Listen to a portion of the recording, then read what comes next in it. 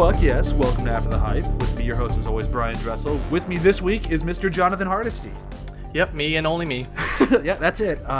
We had some, I'll call it scheduling disasters over the past week. So the next two episodes are going to be these little more intimate things. John and I are doing one this week, then Chewy and I will be doing one next week.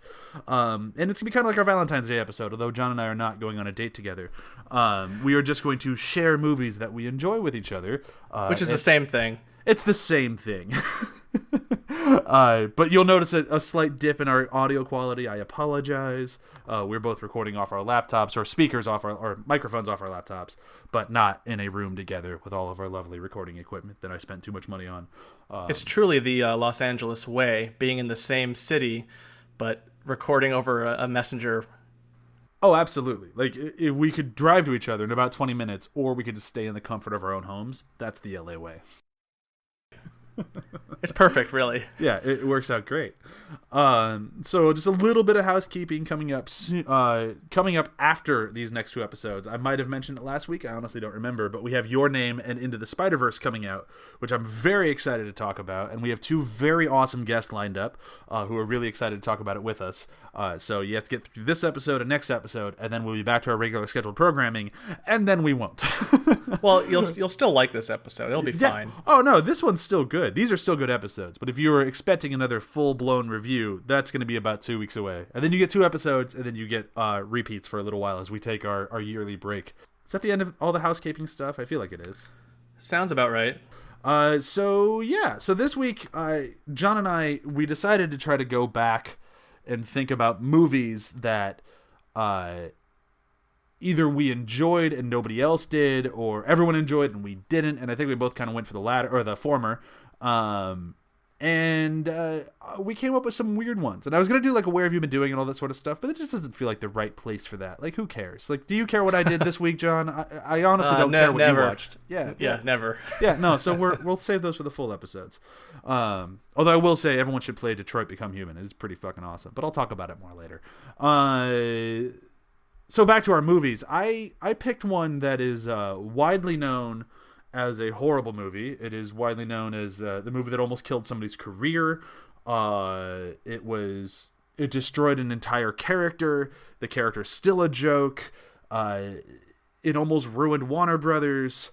The list goes on and on and on. I picked the Green Lantern movie with Ryan Reynolds. I'm sure everyone got to that point before you did in this. I would assume so, but it was... I still like the movie. I know that's problematic to say, but I do. Well, here's a little bit of a spoiler. I kind of did too. Right? It's not just a terrible. Little bit. Yeah. It's not terrible. No.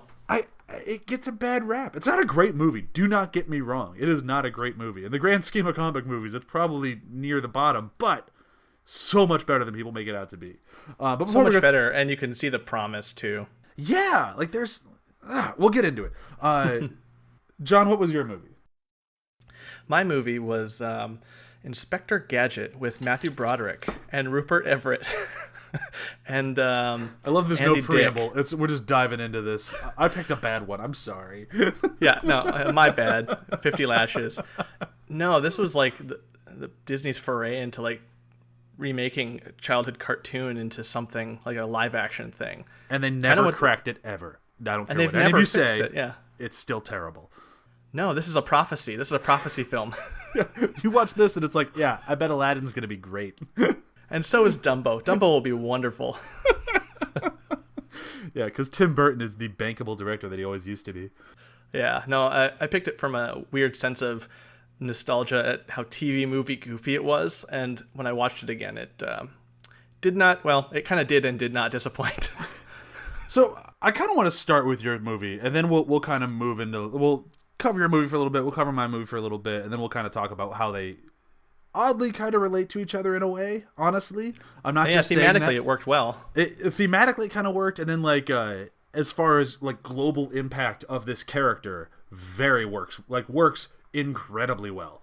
But we'll get into that later on. But I'll start with your movie. So I saw your movie in theaters, and I hated it. Yep. I don't remember why I saw it in theaters, but oof, it was. I can think of a few reasons why you might have. I mean, it came out in '99, so I was what, 13 13, maybe 12, Okay. 12, 13-ish. So, I mean, I would have been the right-ish age to see it and possibly enjoy it, I guess. But even from, like, the trailer, that's like, you just look at this and it's like, oh, that looks like a disaster. Like, who thought this was a good idea? Apparently Disney. Yeah. Yeah, who signed off on it, and who thought that the audience was still, like, chomping at the bit for an Inspector Gadget thing? Yeah, they weren't. Actually, it didn't do that bad. It made 134 on a 90 million budget, so that's not terrible. It made its money back, made a little bit of profit, but it just woof. And it's a weird thing because also they've been continually trying to bring Inspector Gadget back. Netflix even did too. Yeah, and woof. Also woof, but worse woof. That's saying something too. Do you want to give a quick rundown of this movie? Do you remember it well enough? I'll go as best I can.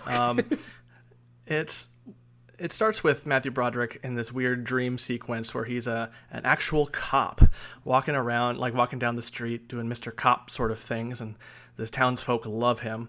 And there's this runaway bus. The brakes are broken, and his cousin or niece, Penny, is on the bus being like, "Help us, Uncle John!" And he does this really ridiculous superhero move to get everyone saved and out of the way and keep the bus from crashing in. And some lady, the character played by Julie Fisher, she's like, "Oh, you're so amazing!" And he's like, "All in a day's work," and he wakes up with his dog kissing him, Penny kissing him, or I'm forgetful on the name. I think Penny is the niece and Penny's the niece. Brain is the dog. Brain is the dog. Right. I remember that off the top of my head. Inexplicably, I had that flipped, which is a weird situation. I couldn't have named either one of them, so you're doing better than me. Yeah, so he wakes up and he's just a good old security guard for a goofy scientist and his daughter, who Matthew Broderick's character, John, likes. And they're trying to discover how to automate machinery and robots, and they learn it's from the heart. The heart is what gives machinery its power. And then Rupert Everett's character, Mr. Claw, but he's not called that. They never really call him that. I thought they did at one point. Don't they call him Claw? Maybe later, but like he never refers to himself. Like, it's weird. They try to dance around it and then mention it a couple times. And he doesn't have those... the voice. Like, look at you, Gadget. Like, where's that? Right. It's very much, oh, British. Yeah. But yeah, so they send in a little weird robot and kill the scientist, and everyone's sad, and they kind of drop that, and then, Detective John tries to go and like stop this from happening. He's too late to save the scientist, and then Rupert Everett's Mr. Claw, or the Claw but not the Claw, blows up his car. And so they have to rebuild him, like $6 Million Man, except they use all sorts of things that you might find at the Home Depot store, including rubber hoses and things like that. And then what proceeds is just him trying to learn to be Inspector Gadget and then eventually take down the Claw, which the rest of it is all just skits of that nature. Getting the car, voiced by D.L. Hughley. And God, I forgot about D.L. Hughley. Yeah. I mean, like, in general, as a human being, I kind of forgot he was out there. Right. So too bad. He's actually really funny. I actually, not to interrupt and just kind of derail your breakdown, but it's worth derailing. I actually really like D.L. Hughley in this. Like, yeah. When I sit down to watch this, most of the movie is grinding and nonsensical and just kind of a pain in the ass. But he's kind of a little beacon of joy in this one. Him and Michelle Trachtenberg, like, they're both just like, oh, you know what you're here for, and it's fun. Whereas Matthew Broderick is doing his damnedest to have that same level of fun, but he's just too good of an actor. He is, and you can kind of tell once, like, evil Inspector Gadget comes onto the scene, which that's a weird subplot that also gets added in. When he gets captured, they steal his chip, they make evil Inspector Gadget, and then Matthew Broderick's doing, like, he's doing some stellar slapstick. Yeah. This movie's not worthy of, because it is professional masterclass level. And that's the thing, is like the movie is just such a mismanaged, like, just weird ball. Like, I don't even know how to describe it really, because it's like, I watched the opening of this movie, which you described really well, the kind of like dream sequence craziness, and I'm like, why isn't the whole movie just like this? I mean, I know we've seen that experiment tried and failed a few times, primarily looking at Speed Racer, but There's things in the Speed Racer that I like. Like, I don't think it's a terrible movie beginning to end. Just like this isn't a terrible movie beginning to end. It's just like 90% terrible. Where the 10% that works is like that opening. D.L. Hughley, Michelle Trachtenberg. I actually don't mind. Now I forget his name. Claw. Rupert Everett. Yeah, I actually don't mind him either. I just no, he's got this smarm that like at first you're like, what are they going with this? And then he kind of wins you over with his kind of winking at the camera thing. And yeah, it's like reminiscent of De Niro in the Rocky and Bullwinkle movie. Like, what are you doing here? Like, you are way too good for this, but you're actually kind of charming in this way beneath you role. Yeah, it's like you wanted to be in this movie. It looks like it looks like he's like, I got a kid. I bet he'd have fun watching me in this. I'll just do this for a little while. I'll cash a multi-million-dollar paycheck. I'll show up on set for a few months, and that's it.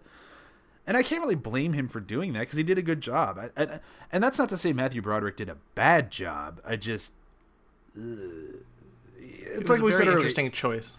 Yeah, it's kind of he's just. I don't want to say he's too good for it because. Maybe he is. I don't know. Maybe it's more of just like you said, a mismatched thing.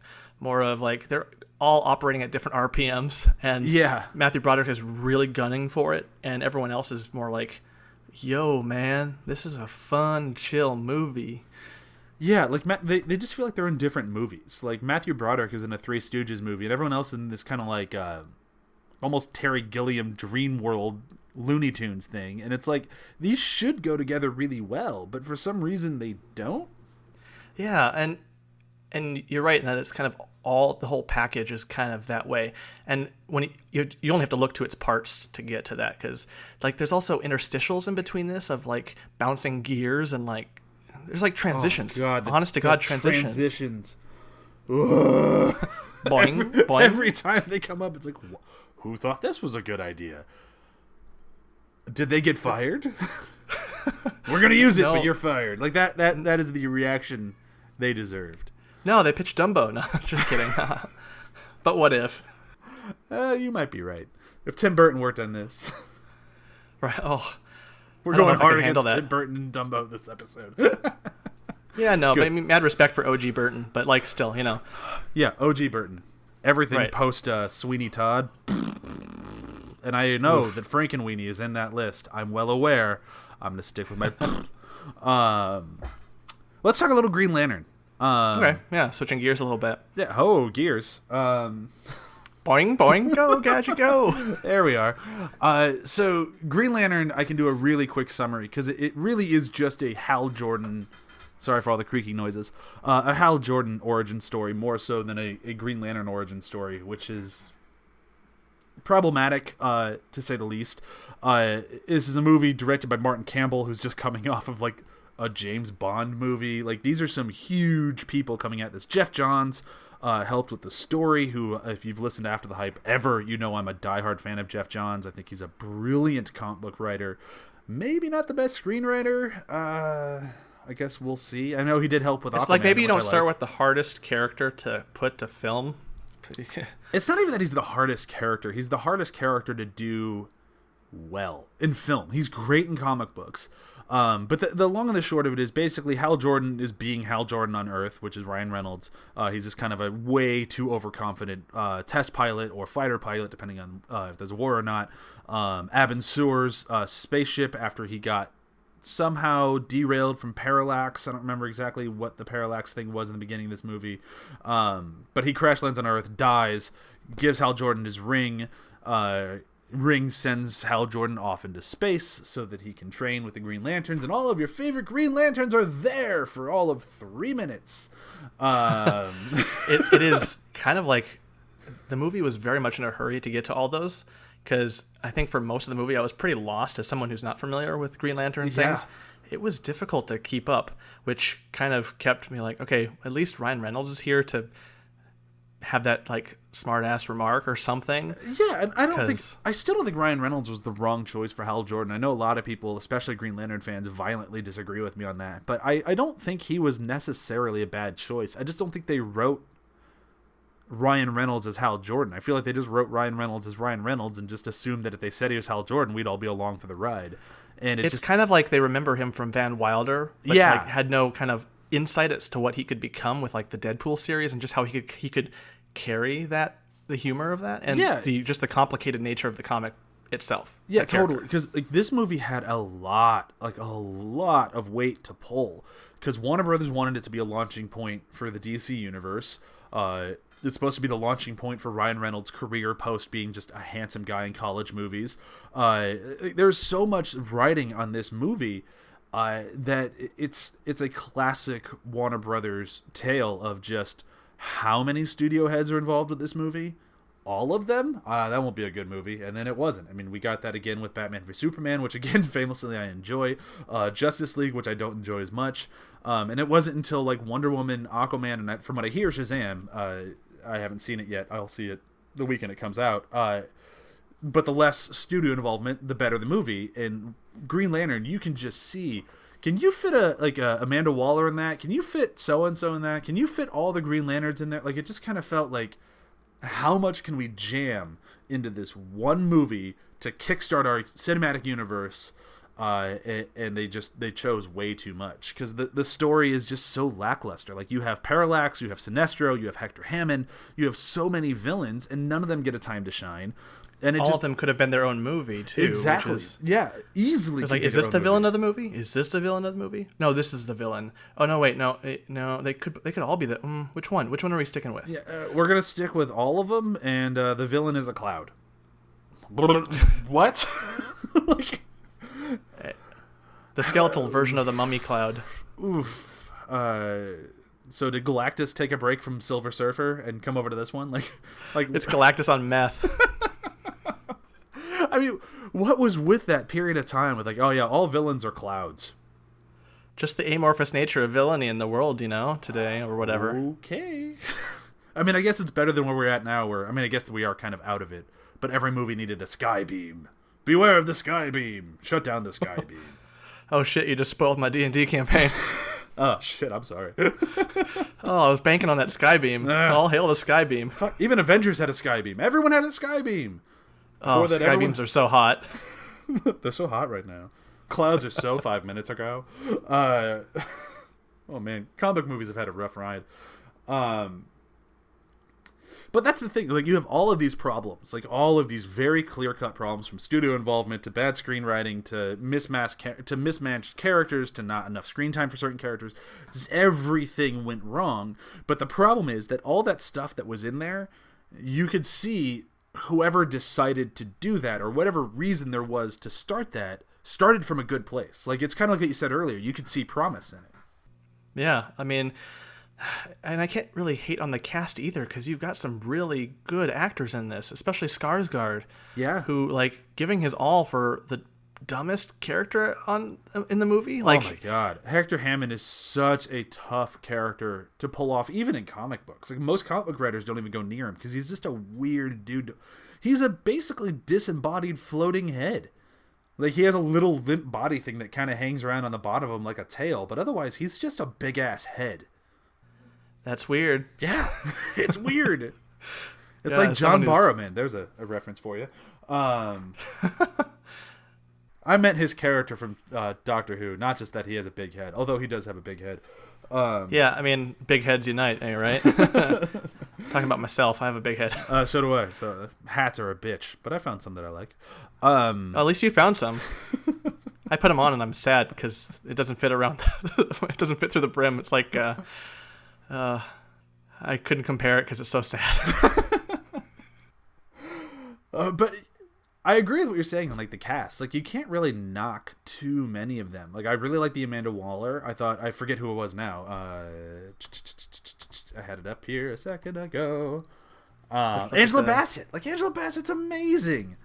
Yeah, you get Angela Bassett for your comic book movie, and you've got it. Yeah, Angela Bassett. You had Jeffrey Rush. You had, like, Mark Strong as Sinestro. Like, you just had the right people. And even Blake Lively. Like, I know Blake Lively gets a lot of shit because for some reason people decided she wasn't a good actor. I don't know when I don't know when that meeting was held. I disagree with it. Well, the meeting was held. They decided she was a bad actress, and then like missed all the movies where she proved them wrong. Like they just didn't go to them because it was like one after another. She's great in every like. I don't think I've seen her turn in a bad performance, even as Carol Ferris, which is the worst rendition of Carol Ferris ever. She did a good job with the character they gave her. It wasn't her fault they didn't know who Carol Ferris was. But like then you even go to like I forget the name of it now, but the one where she fights a shark. She was great in that movie. Yeah. She carried the whole thing. The whole movie was her on a rock not wanting to die. She was great the whole way through it. So, that's not an easy feat. No, I mean, hell, even Castaway Drax, and that's got Tom Hanks in it. Like, if she's doing stuff that I'm comparing her to Tom Hanks, I think she's pretty good. It's just unfortunate that no one else is kind of there. And I'm also looking at the rest of this cast list here, and I'm just, again, my mind is boggled, because you've got Tim Robbins playing a smarmy government dude. Yep. You've got Taika Waititi. Taika Waititi's in this! Yeah, as the best friend, which I forgot he was in this. He should probably have directed it, but, they didn't know how good of a director he was at the time. Oh, that is something I should bring up before I forget. Having seen Thor Ragnarok, Guardians of the Galaxy, and now Captain Marvel, this movie came out at the wrong time. Yeah. It needed the encouragement of these other movies to realize that you're close to what you're going for. And I think that's kind of why I can't say I hate this movie, because it's just out at the wrong time. The pieces aren't ready, I guess. Yeah, it's just they took it out of the oven a little soon. Like, and I mean that both as the movie and as like the timing of the movie. It just wasn't. This thing just wasn't ready. Like, it just was not. Like, the script wasn't done yet. I don't think. I mean, obviously they thought it was, but there's just too many problems. But before we get too far out of the cast, I do want to mention this also has Michael Clarke Duncan as Kilowog.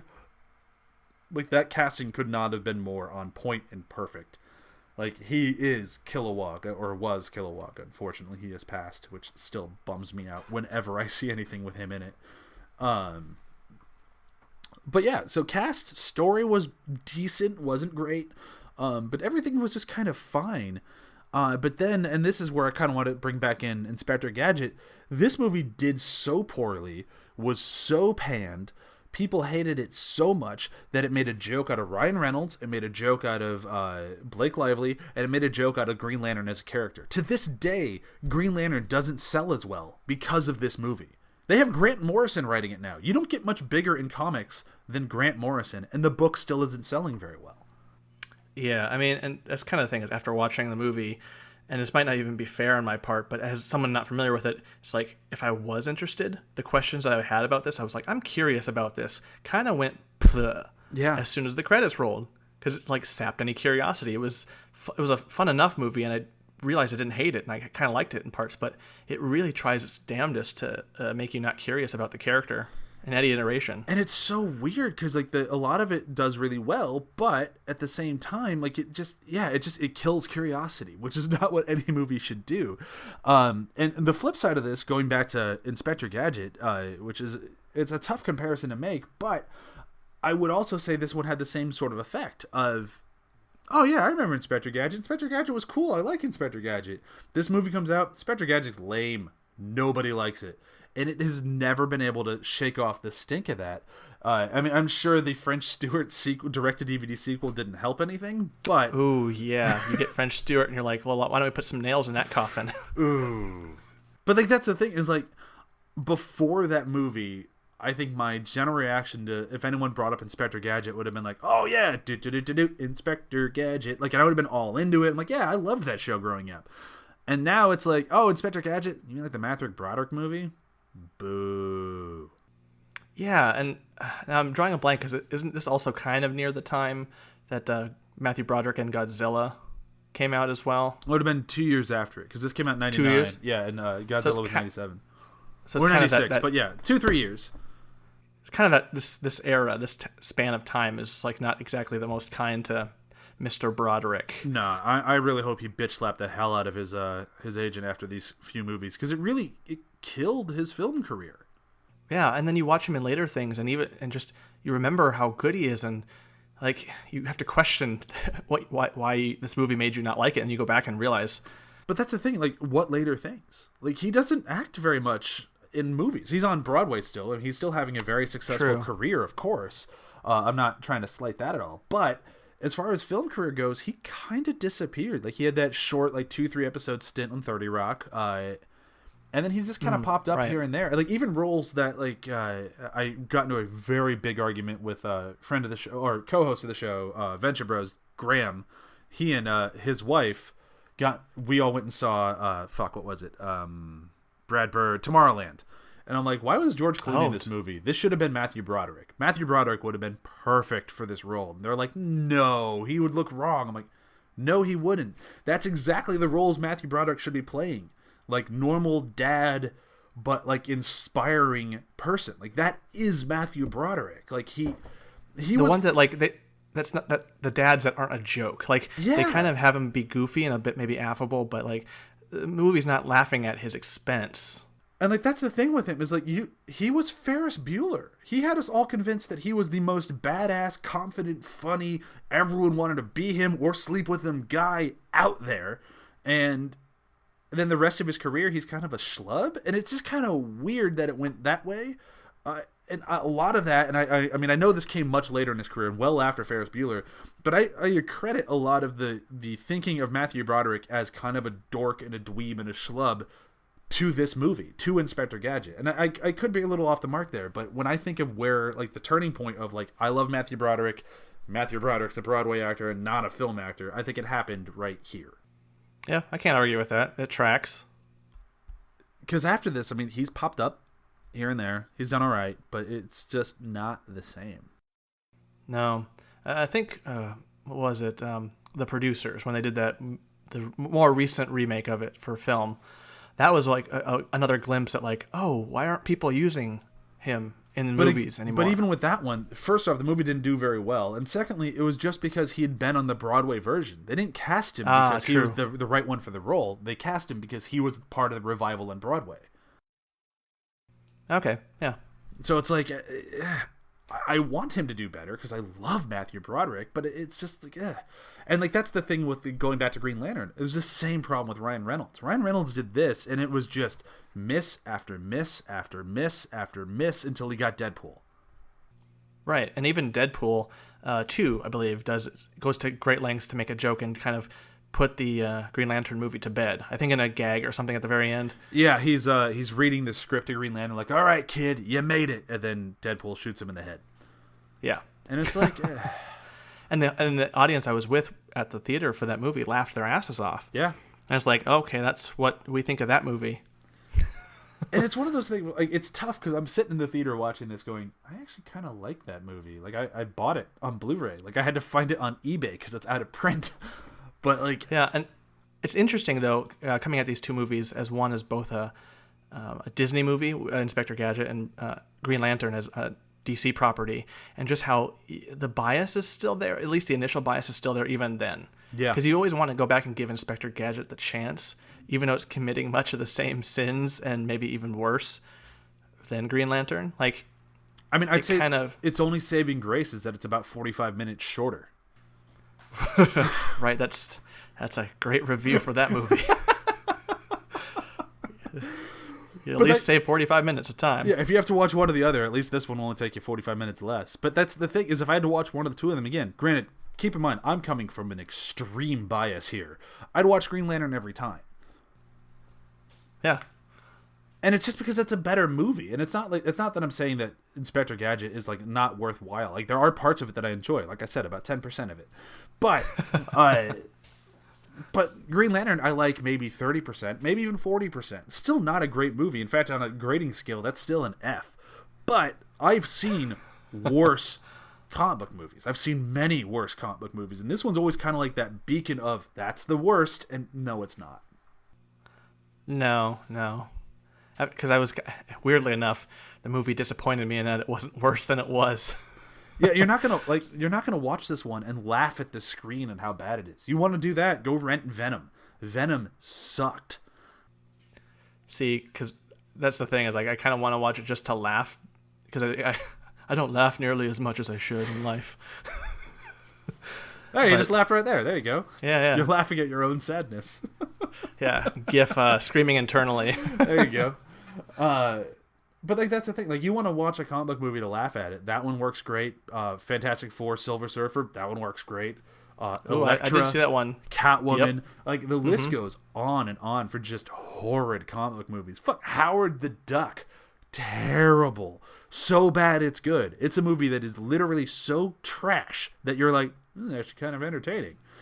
Right. Green Lantern is not that, which might make it less watchable than Howard the Duck, which is...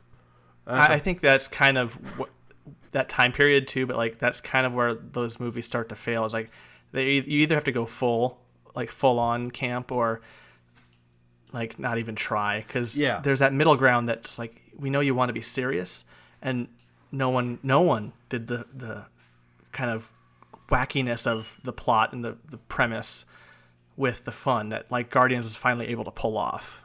Yeah, and like give movies permission to do that. Like you can't have any of these other movies without the permission of being weird, and Green Lantern never had it.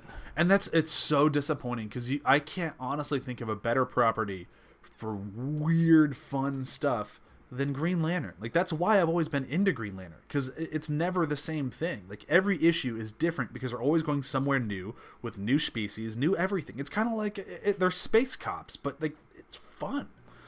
And the characters are fun, and like especially which is so that's so just sad not in the movie. Well, that's the thing, is like we get the space cops in Captain Marvel, and all I could think about during some of that was just like, there's Green Lantern too. Like, what was going on here? And like, I feel like I could have felt the same exact way in both of those movies, because they are kind of the same movie. Oh, they're so enough. similar, and I love Captain Marvel because it's a good movie. I love Green Lantern because I love Green Lantern. But like you're right, they're very similar, and they both do the same thing. Of here's a primarily cosmic character who's going to go out into the cosmos and fight, or we could spend the whole time on Earth. Don't you want to see this cosmic character on Earth? It's going to be more fun and cheaper to shoot, and yeah, less animation. Yeah, and they both do it, and it's like Captain Marvel did it better. Like as much as I don't like saying that against my precious Green Lanterns, they did, and. Green Lantern, like honestly, it should have gone either way. You could have done, so I'm Hal Jordan, here's my ring, that alien just died, that's weird, I have powers, who knew, and I'm going to try to make them work. And then at the end of the movie, Kilowog or Toma Ray or even Sinestro shows up like, you are using a weapon unlicensed, we need to take you out into space and train you up because you are bad at your job. And that would have been a solid movie. Or he finds the ring, they whisk him off into space, and it's just like the animated version that came out in, I want to say, 2005 for DC Animation, and just make that movie. And now he's out in space being a space cop, and then, oh no, there's a problem on Earth, I need to go back and sequel tease, and that would have worked. But instead they try to do both, and it's like, no. Yeah, it's kind of interesting, and another thematic connection between both the movies, because they try to kind of be the everything of this property, and neither succeed in it, and it kind of does more damage. Whereas like at any given point, you found one movie in each like little moment, and especially like I thought that a lot during the Green Lantern one, because you didn't have to go to all these places. I was just fine being here with the Amanda Waller element, or I was fine here with the Earth element for now, and then prompts me something bigger. Like, wait, this world is bigger. Oh my gosh. Yeah, and like with Inspector Gadget, it's just like. I don't even know where I'm going with that one, but it was... Well, that one just tried to put all those things into skits. Yeah, like that's what I was trying to say. It was just so fucking choppy. Like, the whole thing, it was a clip show of, like, wouldn't it be fun if Inspector Gadget did this, or this, or this, or this? Yeah, and, like... Or this? And it's just... Yeah, or this. Let's put in the blue tubes. Let's put in the sink. Let's put in the rubber gloves and the bouncy springs. It's like, it had to put everything in there, because that's what was dictated. And it's like, hey, look, it's Princess Leia's sister. You guys like Princess Leia's sister, right? There she is. And she'll be a robot too for a little bit. Cool, huh? Yeah, great. Yeah, it's just weird how these movies had so much pressure to kind of do everything when the things that they're based off of are so expansive. And with the Green Lantern, that was the big problem for me. It was just coming into it. There was a lot of big dumps of lore that were like, who are these guardians atop this rock? Who is all like, once we got into space, it was like, oh, cool, space, but what the fuck is going on? Because I don't know. I mean, I still don't know, and I'm more reticent to like find out, because like, wow, that was intimidating. more so than like a Dark Souls game, even, where it's like at least that has some breadcrumbs of like, here's some hope to figure it out. This was just like, ooh, I guess I understand how people who don't really like Lord of the Rings, how they feel when I try to explain Lord of the Rings, et cetera, et cetera. Yeah, because like Green Lantern is not an easy property to dive into. Like I did when I was much younger, and now I know the lore, but this movie had a lot to do, and honestly, I feel the same way about it now that I did then. If this would be a wonderful TV show, this is, you're asking a lot for people to be able to jump onto this thing as a movie. Yeah, and I kind of feel the same way about Inspector Gadget. Like, even that version of it, if they'd done a live action Inspector Gadget movie that was kind of in the same vein, I would have been much more entertained by it. Yeah, even just the general idea in the beginning that they were going for, that ordinary man becomes this weird, goofy $6 billion man sort of thing. Like, what a surprise that could have been in a TV show where they don't like let you know what's going on. Like, this is some other movie, like The Inspector, and at the very end when he's rebuilt, it's like, oh shit, this is Inspector Gadget. Like, you can always spend time with these things, and in genre it's a lot easier, or a lot better, I think, for most of them to go to TV. Yeah. I do want to mention just some fun things about your movie. I don't have any fun facts about mine, and then we can do our I was going to do favorite quotes for each of them, but I don't really have a quote for yours. I have one for mine. Mine's very obvious, but if we want to do quotes, we can. But I do want to bring up these few little things because I find it interesting how movies end up being. I always have been. That's partially why I got into podcasting. But the amount of people that they wanted to play the roles in this movie before they got the cast they wanted is almost comical. They wanted Cameron Diaz, but she said no. They wanted Brendan Fraser, but he said no. Then they wanted Kevin Kline, Steve Carell, Tom Hanks, Tim Allen, and Robin Williams, who all said no. They wanted Spielberg to be the executive producer, and he was only going to do it if Inspector Gadget was either Chevy Chase, Steve Martin, but then he said no because he was working on Saving Private Ryan. Then the Farley brothers came on, and they were going to have Jim Carrey do it, and then they ended up saying no. And then they wanted Lindsay Lohan for Penny, and then she said no. And then they thought Eddie Murphy should be the Gadget-mobile. He said no. And then for Dr. Claw, they went to Tim Curry, James Earl Jones, Willem Dafoe, Jack Nicholson, John Lithgow, and Dennis Hopper. All of them said no. Oh, geez. And what's so funny about that list is that there are a lot of those who ended up doing a dumb Disney movie. Yeah. after the fact. Yep. Like, okay, so they eventually got you, but that is funny. That list is hilarious. My favorite thing about all of it, though, is that the original test screening, they screened the 110-minute version of the movie, and then saw all the notes and cut it down to 78 minutes. Oh, jeez. Ooh. Okay. That did remind me of an actual joke in the movie. It's a joke that kind of kills me if anyone uses it, where they say, like, I forget what the line that leads up to it. It's about maybe watching too many cartoons. Oh, someone's been watching too many Saturday morning cartoons. And then Andy Dick and Rupert Everett, like, look at the camera, like, look at you, the audience. And it's a long moment. I'm just like, holy... I laughed again. Oh, that is a good one. I was actually going to look up a quote because I know there was one in there that I ended up enjoying, but... Oh, no. Just Matthew Broderick's teeth as evil Inspector Gadget. If that could be a quote, that's a great quote. And then for Green Lantern, my quote is obvious. In brightest day and blackest night, no evil shall escape my sight. Let those who worship evils might beware my power. Green Lantern's light. Because that's the only quote you ever need in a Green Lantern movie. Oh, I feel bad because, like, that quote is a good quote. But, man, the movie was trying so hard to ruin that quote. And it was like, movie, stop doing this. Let him... Give him that moment. Make it earned. And it's a tough moment to pull off. Like, that is a tough mantra to pull off in an actual serious way, because it is just so cheesy. And it works in comics, but in movies, that was a long shot, and they missed. They missed wide by a mile. Oh, yeah. But all I still could think love of during that was like... All I could think of is just you kind of watching the movie being like, yes, this is the quote, but then hurting a little bit because it was also, like, painfully made. Yep. It's like, yeah, there it is. Oof. Oof. But oh well. But that was kind of everything I had for this thing. Was there anything that you really wanted to throw out there about either movie, or are we I think we covered it. Up? Yeah, I mean, we addressed all the things, especially the connection between the two. Like, once again, a double feature having a lot of thematic similarity and reference. Yeah, this one it was one of those ones where I watched both of them and went, I don't really see how those go together at all. And then the more I thought about it, I'm like, well, the movies themselves don't, but their impact definitely do. Yeah. And just all the things that they mean for the actors, for the careers, for the shift in careers, for the technology, for the character that the product was about, like just all of it was very similar Fallout. Well, and they've not recovered, and that's kind of sad because, I mean, like that Green Lantern's core movie is just on the horizon out there. Like, it's coming. We're gonna make it. Trust us. It's kind of that feeler that you put the feelers out. We're gonna make it. We're gonna make it, and when no one responds, oh well, maybe not. And everyone's just, at this point, everyone's like, well, I mean, Johns is writing it. He was story producer in the other one, which means he didn't write it. He was just there to go, your ideas are bad. Stop making those ideas. And it is about the core, which means it should be more in space, and both Jon Stewart and Hal Jordan are in it. I don't know why Kyle Rayner and Guy Gardner aren't showing up. That's kind of stupid because the Lantern's the best when they're together, but I could go on for hours about that.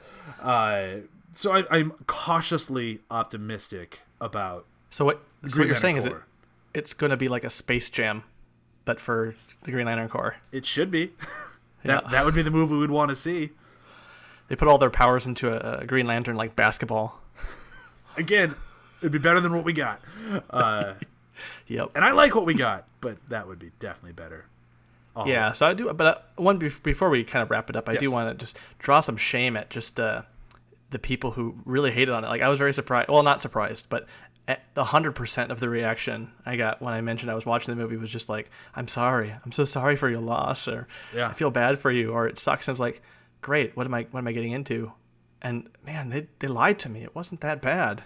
Okay, so let's do a quick round of plugs, and then we'll get out of here. So this is Thursday, so that means in a few days you'll have a new episode of Venture Bros to listen to. Every Monday, we are now in the thick of Season 4. We just recorded yesterday. That doesn't mean it's coming out tomorrow, but we recorded yesterday my favorite episode of Season 4.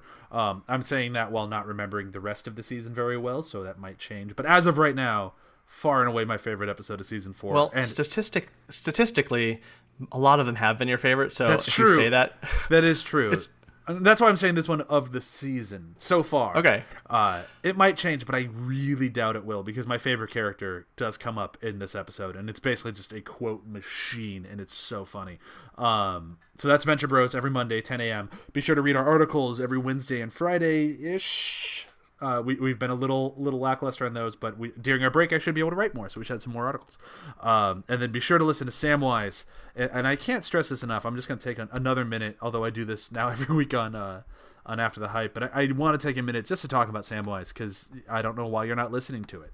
I know a lot of you are, but more of you should be. This is it's a great show, and since she's not on here to do it herself, we'll have to do it for her. Be sure to give her a call, 608-561-2755, or email her at sam.wise.ath@gmail.com for any of your life questions, which she will answer with Lord of the Rings, the movies, the Blu-rays, the extended editions, and their special features. And I'll extend my same challenge here that I do on Venture Bros. Do you think you can stump Samwise? I challenge you. Stump Samwise, because I don't think it can be done. So please give that one a listen and tell all your friends. And you can do that for After the Hype while you're at it too. But, if you're only going to promote one podcast to your friends, make it Samwise this week. And then Venture Bros, and then After the Hype. We've been around forever. We don't need your help. That's not true at all. Get out of here, but don't get out of here. Well, I will say that we just finished recording about 6 hours worth of content for Demon Days, the new D&D podcast I'm doing. And I'm going through it now. I've got about the first episode roughly put together. And just that shock of getting over my voice. Because I try to just mute it every time on any podcast where I'm on, where I'm just like, I'm talking now, shut it off, back on, off.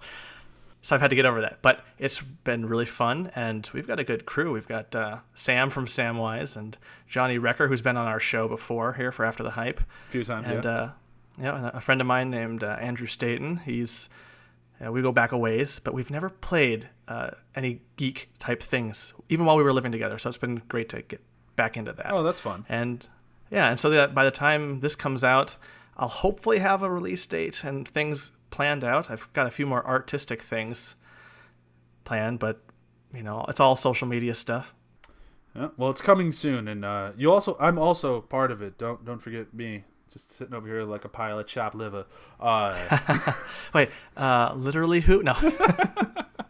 I will be the narrator, and intro and exit voice for now. I might join the table at some point. All depends on timing. I feel like I might make you do a character sheet anyways, just to get into character. I mean, I don't see why not. I have fun with this stuff. It's the only reason I'm not around the table now is because I'm doing all of this other stuff. Hosting a lot of podcasts is a lot of work. Being the king of podcasts is quite a bit of work. God, yes. My kingdom has to be so small and so sad and so hungry. Oh, sorry. Facebook's always creeping around like worm tongue. There's a Lord of the Rings reference. Okay, I think that's enough of an outro. I think we can say goodbye to everybody. All right, cool. Okay, then I will say goodbye. Thank you for listening, and be sure to tune in next week where Chewy and I will be doing one of these. Okay, so bye. Thank you for listening, and bye again. Bye! All right, Inspector Gadget. Doodle-doo-doo-doo.